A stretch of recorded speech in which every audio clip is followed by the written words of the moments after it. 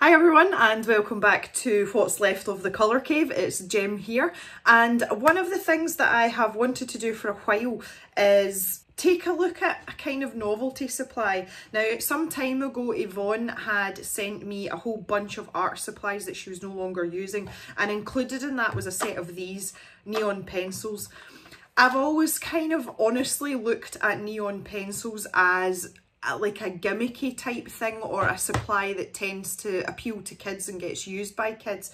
So what I wanted to do was just see if we can actually do something decent with a full set of neon pencils. For those of you that are the proud owner of Prismacolor pencils, you'll know that in that set there are a few neon pencils. I personally only use them to colour in Kirby Rosanna's books, and I use them to colour in what I call the Kirby creatures, which is all the little monstery type things that he likes to sort of tuck into the picture.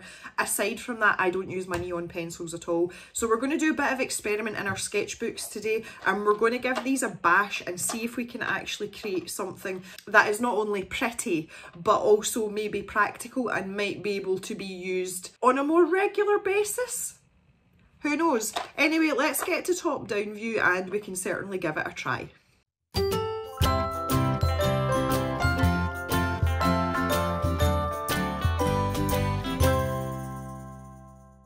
Righty ho ho, so here is our set of neon pencils. We have 10 to choose from. I'm not entirely convinced that the ultraviolet one is going to be neon, but we'll take it. But if I just have a look at these, oh, they are bright, they are bright, they are bright. So the first thing we want to do is swatch these bad boys out and see what colours we have to work with. I think I should be swatching them out on brilliant white paper. This has got a kind of yellowish tone to it, but I have packed most of my paper away, so we'll just have to go with it and see what's what. And we are starting, these have got really fun colour names as well. Solar Flare. Okay, so that is quite neon. Oh my goodness. What have we got next? Firefly. Also very neon. I would describe them, I don't know if fluorescent and neon are interchangeable. I don't think that they are. I would say fluorescent's a good way to describe these pencils. Okay, we're not getting much layering. What have we got? Dayglow green. They're standing out really nicely on the camera here as well, which is great. Electric blue. I would say that's just blue personally. Ultraviolet Visions. This is one of these things that when it only happens when I'm showing you on camera, but these pencils are clearly designed with right-handed people in mind, because if you hold the pencil in your right hand you can see the writing on it, and obviously me being left-handed it's upside down. Yeah, Ultraviolet Visions, that's quite a nice delicate, oh no, we've got breakage. That's actually quite a nice violet colour, and it's going to give us a little bit of depth, because I imagine that the rest of these pencils are going to be quite sort of light and bright colours. Flaming Fuchsia.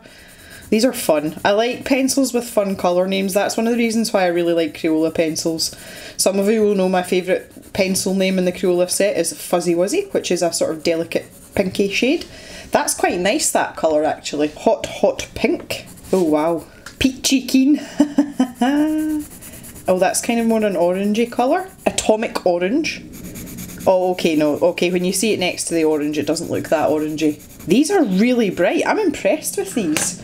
And lastly, we have a Radical Red. That's no more red than flying in the air, but still. The first thing I'm noticing about these pencils, just looking at them as a set there, we are really going to struggle for depth, because we don't have any darks and lights. They're all kind of like mid-tones and brights, so that's going to be quite difficult when putting together a picture. However, if we try and layer them up, I'm particularly hopeful for my broken purple here. We might be able to get some shading and some shadows in, just to get that, you know, a bit more of a sort of deep, nice feel to it. But I will only be using these 10 pencils. I am not using anything else other than a graphite pencil just to sketch out. Okay, so I've managed to get use a sharpener that's got a slightly, that gives a slightly shorter point on it, and we seem to be safe, so that's good. I was thinking maybe if we layered up the blue and the green as well, we might be able to get a sort of darker shade. So I'm just going to try a little bit of that. I'll put a couple of layers of this green down. This might give us a sort of turquoisey colour as well, which might be quite nice. It's not really doing much. Let's see what happens if we put a bit of purple on top. Oh, it doesn't like that at all. Oh, that's horrible. I'll zoom in a little bit so you can see that, but oh, it's just really muddy and messy. Okay, let's try blue. Try a little bit of purple on top. The purple's quite scratchy, you know, it's quite dry. That's not doing a huge amount. Okay, oh no, there we go. Okay, that's giving us a slightly darker. These are not blending well together though. In my head, I kind of had, because these are such bright and vibrant colours, is doing something like some of the pages in Johanna Basford's World of Flowers. I don't have the book, it's packed away. You're going to hear me saying this a lot over the next few videos, but we can draw something similar out because I think that flowers would be a great use of these types of colours, and I think we'll just have to sort of play about and do what we can with trying to create some darker shades to give the picture some depth. Okay, here we go. Let's use green if we're going to do flowers. This is one of the Pilot Colour Eno mechanical pencils, and this might be quite good because we won't have any sort of dirty, grubby graphite lines, and when you're using pencils as light coloured as these, that's definitely going to be an advantage. So let's have a little think about this. Something with really big flowers. Maybe we could have like trumpet shaped flowers, couldn't we? They could hang down the way, like something like this.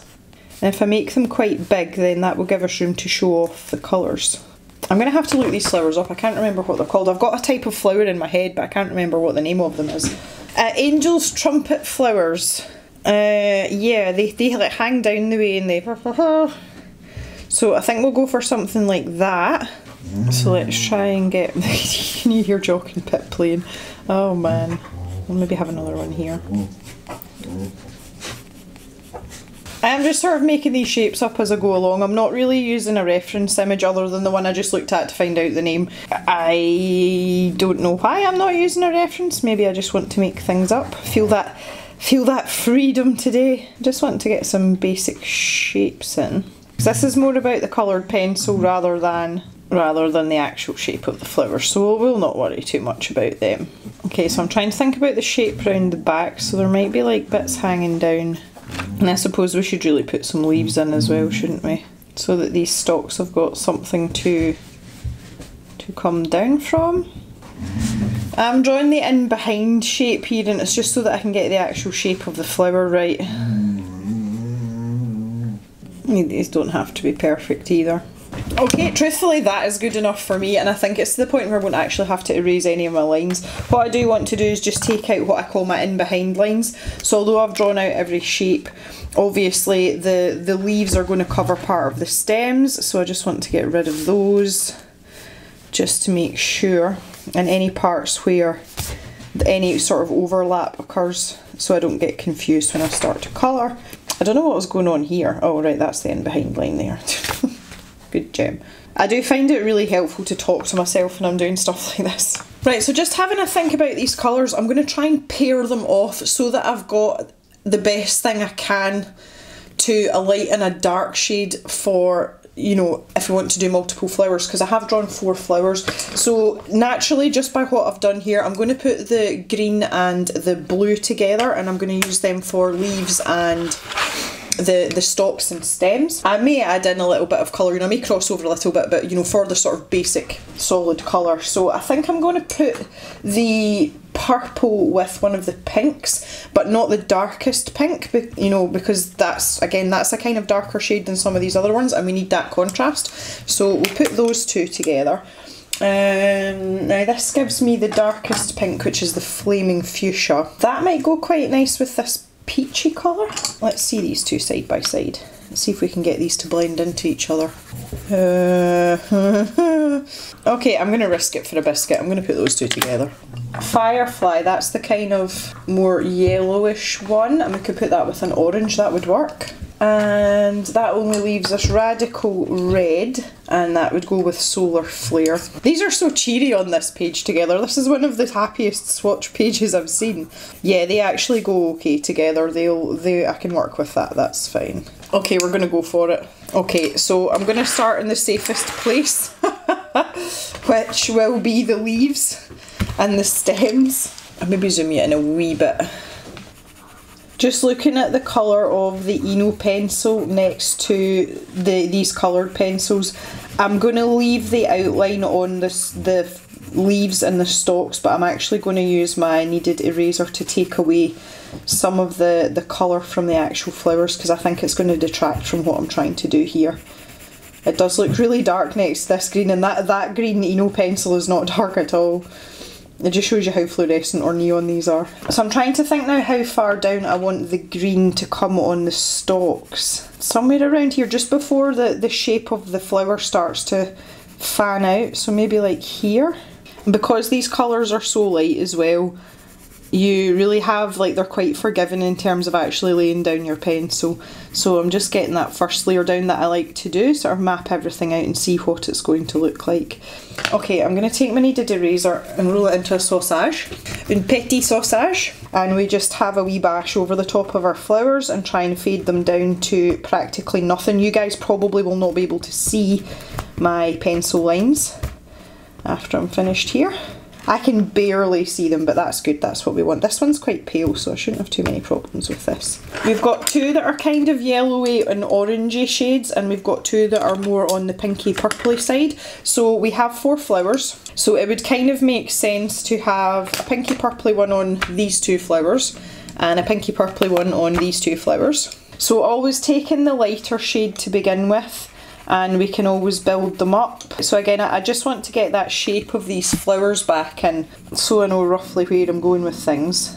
And we can stick this in. I'm very scared to use this pencil because I don't want to break it. That is actually light enough for me to erase if I decide that I don't like what's going on, which is fabulous. These pencils aren't laying down consistently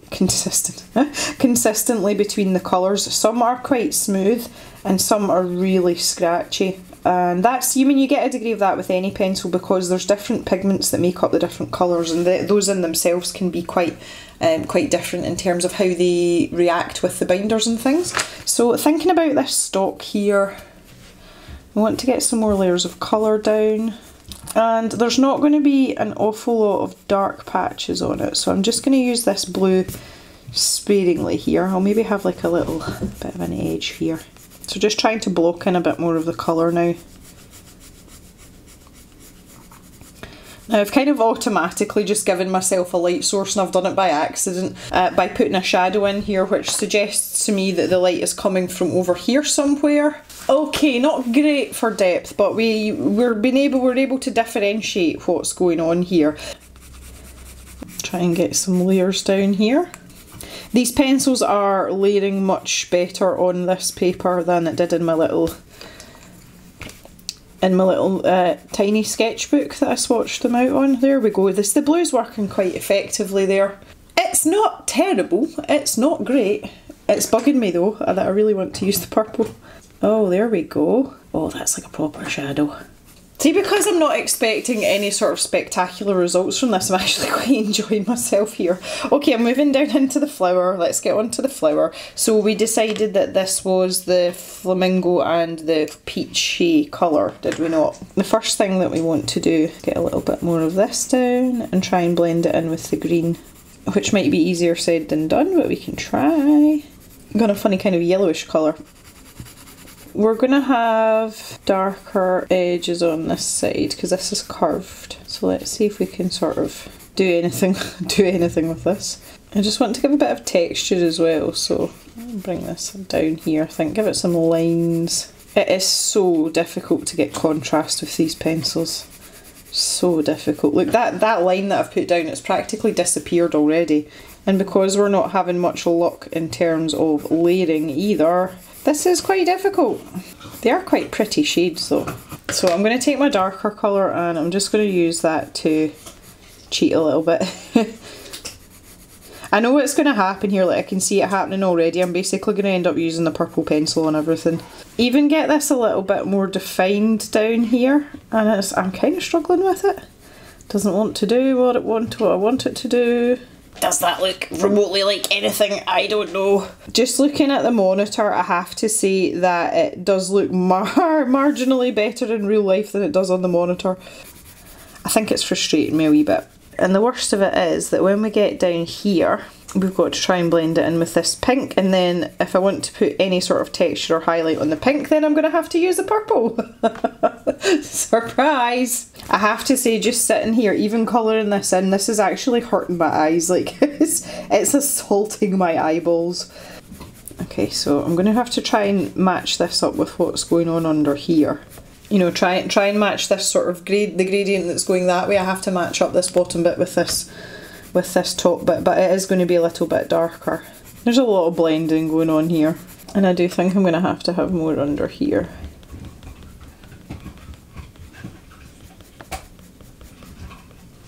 And unsurprisingly, I'm going to use some purple. I'm having to work really hard and really take my time here to build up these layers, so I'm not doing anything special other than going back over what I've already done, so you're not missing out when you'll see that I've cut bits of the footage out, but you're really not missing anything.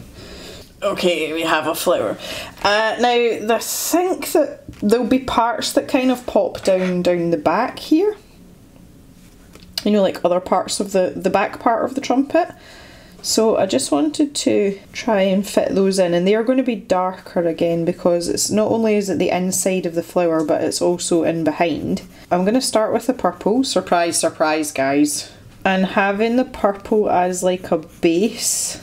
I'm now just going to see what happens when I put this pink over the top of it. This might not work at all. It might be okay. Of course, the underside of these, you know, the inside of these flowers could be a completely different colour to the outside, so I really don't have anything to worry about in terms of it looking like anything, but I would like it to still be identifiable as part of the flower. Okay, there we go, that's not bad. That went better than expected. And again, I wanted a sort of bit that's clearly the back of the flower. I've kind of got this little curly edge here, and I don't have that anywhere else. I think I might just add that in because it's quite a nice touch. These ones are far too rounded. I'll bring them to a point a bit. Wish I hadn't started that. Does that look okay? See, when I'm doing stuff like that, I wish I could hear your guys' answer when I ask those questions, because that would be really helpful right now. To be honest, I don't think I could ask for much better than this under this circumstance. And I feel as if this flower, it's turning out reasonably pretty. It's not an ugly flower, let's put it that way. If I had a normal set of pencils, I would be going in with like a Payne's grey and maybe some darker orange shades to try and really get the contrast in. Now, I'm frightened that this is just going to blend in with what's behind it. Oh, bad colour choices, Gem. I knew this was going to happen at some point though, because there's quite a few of the pencils that have very similar shades, and unfortunately that is exactly what's going to happen. So I'm really just going through the same technique again. The problem is that when you layer up this yellow, it doesn't really get any darker, it actually gets brighter, so that might be a problem. So I may use the green here. Let's see how that goes. I'm going to start blending this out a wee bit if I can. Oh, that's offensive to my eyeballs, it really is. Ah, my eyeballs. Right, let's see if we can really build up this colour. I really want this to stand out against the one that's behind it. And it's really tempting to press really hard and like mash the pencil into the paper. And that is the last thing we want to be doing right now, because these pencils are not designed for that. And also the paper in this sketchbook, which is an ELO sketchbook if anyone is interested, the paper is quite smooth, so we're not doing ourselves any favours by doing that whatsoever. Oh, now that I have the contrast, or I use that term loosely, between this back part and this front part, I'm going to go back in with my purple pencil, and I'm really going to define that under area as being a proper shadow.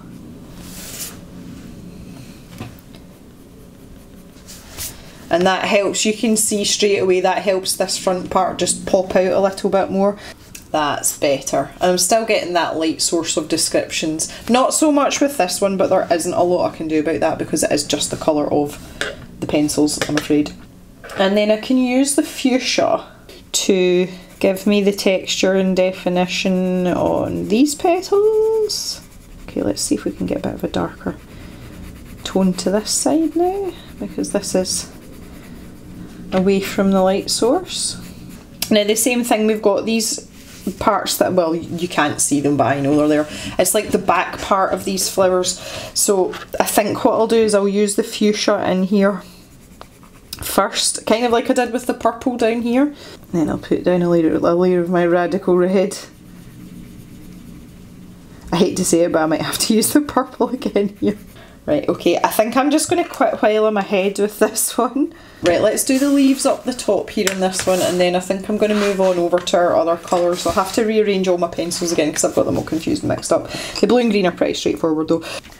Okay, so we're going to have the lighter one in behind this time. So this one's going to be Firefly in Atomic Orange. Getting a bit carried away with these wee curly ends, which weren't even, well, I didn't plan on having them in to begin with, but I'm taking them too far. Getting a bit carried away with myself. Okay, the orange is a bit easier to deal with, which is weird because I didn't think it was going to be. Now I'm going to use the Radical Red as my sort of shading pencil here. But the first thing I want to do is try and get some of these, you know, these kind of like little contour lines I've been putting in here. I want to try and squeeze a few of those in. As for up here, I don't really have much choice. It's going to have to be green. That looks awful on the camera. It looks awful in real life too. Just doesn't go. Right, let's see what we can do down here. So that's going to be darker there. Okay, I really don't think there's an awful lot more I can do with that without taking away from the actual, you know, like the original colours. I think I'm going to pop a little bit more of this down. Okay, so on to our last flower, and this is going to be our purple and hot pink, and I think it's going to end up looking remarkably similar to this because I did end up using quite a lot of purple in that one. Oh, that's nice. That's a nice contrast to what's behind it. Right, let's go with this purple, where it's actually supposed to be. It's really funny, Mr. Jem's away to Ireland to go and visit his parents, and he's away for a couple of days, but every time I hear a vehicle going past the front of the cave, I still look up to see if it's him or not, and that is just sheer habit and nothing else. It's quite funny. You do it automatically. It's like when I go anywhere, like if I go away anywhere and I don't take the dogs with me, I still look up and look around for my dogs every sort of 10 or 15 minutes, and it's just because under normal circumstances they are with me all the time. And it's funny how your body's got these inbuilt little habits that just, you know, you're not even aware of it. But I've noticed it quite a lot because we've always had 3 dogs. Every sort of 10 or 15 minutes I subconsciously do like a head count, and when I had the cat as well I was doing a head count for 4, and I used to look round and just make sure everybody was okay, and you know, make sure I hadn't locked anybody outside or anything, especially days like today when the weather's horrendous.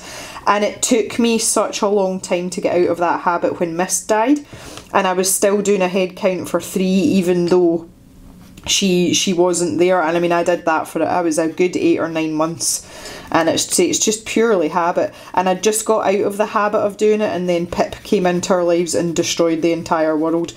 You didn't need to do a subconscious head count because obviously as a puppy your eyeballs were on her all the time, and she was always getting into things and just generally being a puppy.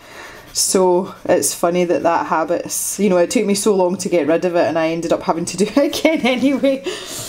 Oh dear, I wouldn't change it. Well, maybe I would, but I wouldn't really change it. She's turning into a really nice dog, and she is calming down. Every month that goes by now, she's a little bit calmer. She has become more obedient, and I've noticed that her attention span's got a lot better in the last month or 2. Before, just being a collie, I mean, they are really obedient dogs, and you would give her a command and she would do it instantly, and she would do it really quickly with gusto. But within 5 seconds her attention span had wandered, and she would, you know, if you asked her to stay, there was no way that was happening, because she'd be like, oh look, there's something else. and she was off kind of thing, whereas now she's just that little bit older again, and if you give her a command she'll stay put for a little while, so that's really nice as well. But we're seriously considering some doggy agility for her, because we don't have any sheep at the new place. That's a lot of energy to be sitting about the house. I mean, so she does get exercise twice a day just now. She gets one run, which usually involves sheep commands, and then she gets a W8LK later on as well. So I just don't think that's going to be enough for her though. So I was looking at agility things, and I think she would quite enjoy it. Never to do anything. Whoa. There's my dodgy hand again. Never to do anything, you know, like competitively with her or anything, but just so that she's got an outlet to, you know, to expend her never-ending supply of energy. Our garden in the new place is pretty big, so I thought we could maybe set up some jumps, or even the field in front of the house. When it's not got animals in it, we could maybe set something up for her there, or even in one of the sheds if we've got a spare shed somewhere. I haven't fully investigated all that yet, so anyway, it's something to look into. Let's see if we can get some of these lines in. I'm a true believer in things fulfilling their purpose. I say that about art supplies quite a lot, but I believe that for my dogs as well. Our dogs were originally bred to be working dogs, and even though Pip hasn't had that, it's still genetically, you know, programmed into her, so that has to have an outlet of some description. But we shall wait and see with that. But see, just speaking of head counts, I've only got 2 in here. I've got Jock, who's on the floor chilling out, and I've got the little Jack Russell as well. She's just having a bit of a stretch, and I think that Pip is through in the kitchen. She during the day now she likes to be by herself in her bed. She likes peace to if she's resting, and she tends to take herself off. I have caught her on Mr. Jem and I's bed a couple of times. Our bedroom is downstairs, especially if Mr. Jem comes in a rush and he leaves the door open, and Pip goes in and she's up in her bed. And our dogs do not get into our bedroom. They never have and they never will. I do not like dogs on my bed. The only time our dogs get up on our bed is if Mr. Jem has a really rare Sunday off and I am due to change the bedclothes, so the bed is minging anyway, and we let the dogs in for a special treat. We have a lie-in with the dogs in the bed, but that happens like once every 3 months. So yeah, I have no objections to people who sleep with their dogs in their bedrooms or even in their beds, but it's just not for me. That is not, no way. And I have a friend who has, her and her partner are both really, really tall people. I say her and her partner, her and her husband, they're really tall, and they sleep in a standard double. Now a UK standard double is not the biggest of beds for 2 tall people, and her and her husband have a dog and a cat as well, and all 4 of these animals, all 4 of them, the 2 animals and them, sleep in a double bed. And I'm just like, how do you even get any sleep? How do you have like space to move about? Because they've got a collie as well, so you know, it's not as if it's a tiny little dog. And then the cat as well, and cats take up a surprising amount of space in a bed. Anybody that's got a cat will know that. You think they're quite small animals, but see if when they decide to stretch out, oh man, you got no space. So I have no idea how they cope with that, and I would not like that, and I also would not like a hairy bed as well. I just, no chance. That is absolutely not for me. Each to their own though. I wouldn't grudge anybody it, but just not in our house. And the dogs know they're not allowed up in the bed. Sometimes they saunter into the bedroom after me.